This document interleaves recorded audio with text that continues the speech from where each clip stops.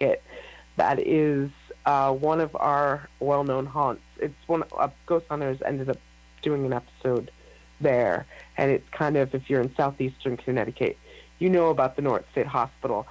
So when he worked there, he did a bunch of amateur EVPs and got all sorts of crazy stuff.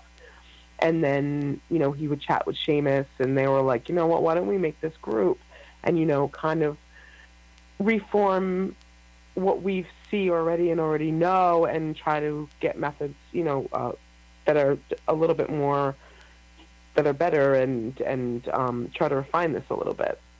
Wow, that hospital. And I was about 6 months in. I saw that Todd was posting on Facebook, and I used to work with him. And when I saw the application, I applied. But over time, I've been with them so long that I ended up becoming the associate director. Oh, wow.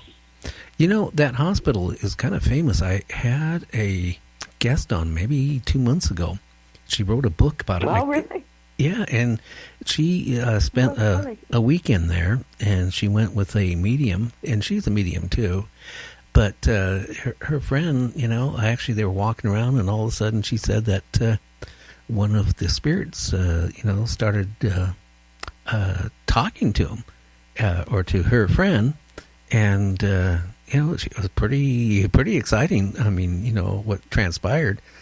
But, I guess that hospital has a rich history on it, going back a lot of years. Yeah, and when they closed it down, it was kind of unfortunate because a lot of the residents really didn't have places to go, and if they didn't have families, they sort of started wandering around, and some of them would go back and think that they still lived there, but they, there was nothing, but empty buildings at that point. And they just started tearing all the buildings down because a lot of them have asbestos, and they're trying to sell the property and build something of, I'm assuming, entertainment or something for the public, because it is right next to one of the largest resort casinos in the world. Oh, wow. Yeah, I guess that land would be, yeah.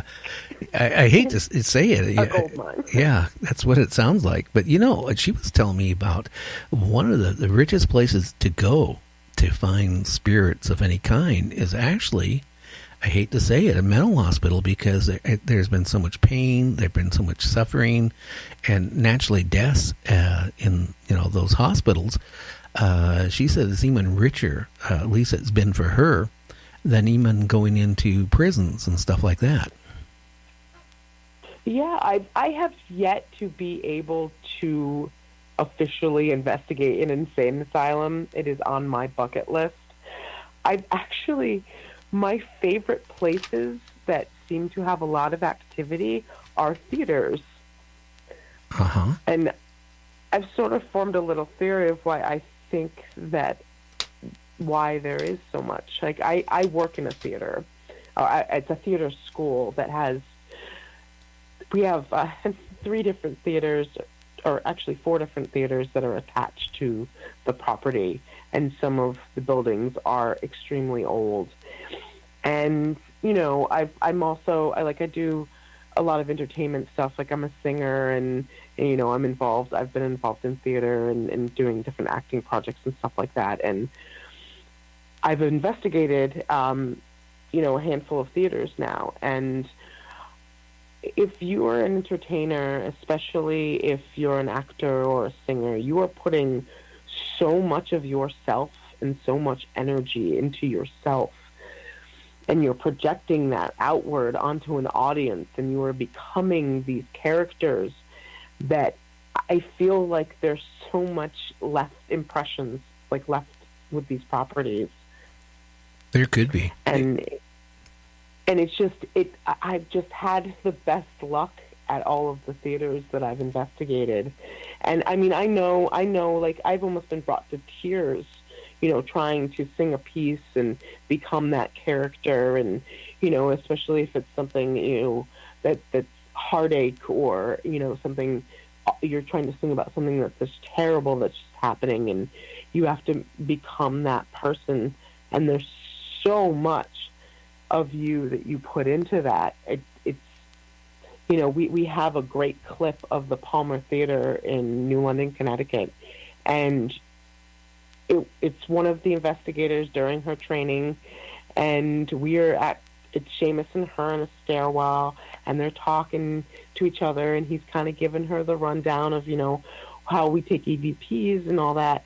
But she had already pressed the recorder, and as they're walking down the stairs, you hear a man singing.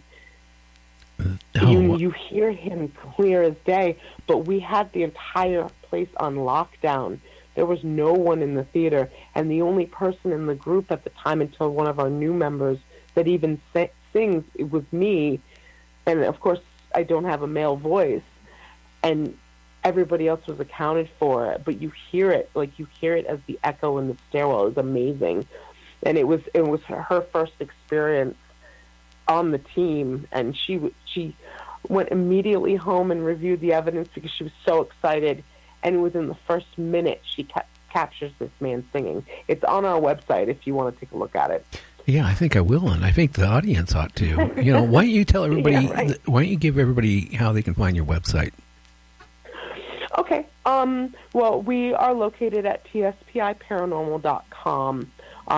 If you want to look for that particular clip, you would have to go into the haunted blog and look for. I'm pretty sure it's something about newbies. It's like the newbies' first ghost hunt or something. And so she wrote a little blog about it and tells the story. And then at the end, it is an audio clip so you can play the sound. But so that's tspiparanormal.com, the haunted blog, and then you go to newbies' first ghost hunt. Well, I mean, just to go over her first experience and get something like that, that's really awesome. I bet that really got her charged to, want to keep going after that. Oh, absolutely. Well, I mean, okay, now some of the places, some of the places you guys have, checked for spirits and ghosts and stuff. You mentioned in the theater, you mentioned the mental hospital. Have you done any prisons yet or anything like that? No. I would like to there's a Newgate prison that's like a museum that's in Connecticut that I've been trying to get into. But, excuse me, yeah, we haven't had any luck with that, but we have been to all sorts of museums. Because there's so much so many historical sites that are in Connecticut, and there's all these old buildings that are, we've investigated, a lot of places that are involved in kind of our early history, stuff with the War of 1812 and the Revolutionary War. We've gotten to go to some really, really neat places that sort of revolve around that time period in history. And, we've had a few businesses too. We've done a restaurant, and we've done a library, and we've done a fort, and there's all sorts of interesting places. And it's amazing because we end up getting basically the VIP tour. Once we get to a location, you have a docent who is leading you around and, giving you the same tour that everyone else gets. But then we get to go behind the ropes. We get to go into the places that no one else gets to go. We get to they'll take out artifacts and let us hold them and things that are not on display. And so we kind of get this further, amount of history that, that's not always shown to the public. And it's just absolutely fascinating. And I think that's one of my favorite parts about doing this. I do love investigating the paranormal. And there's so much of that I love, but that history is, that's where it's at. And then, of course, we delve into it even more when we try to do our research. Yeah. I had a guest on, maybe 3-4 months ago. I think he wrote The Ghosts of the Gettysburg. Was that it, Kevin, or something? Does that ring a bell to you? That he was on, and he said that, the last day of the trip, trying to gather stuff up for the book he was writing.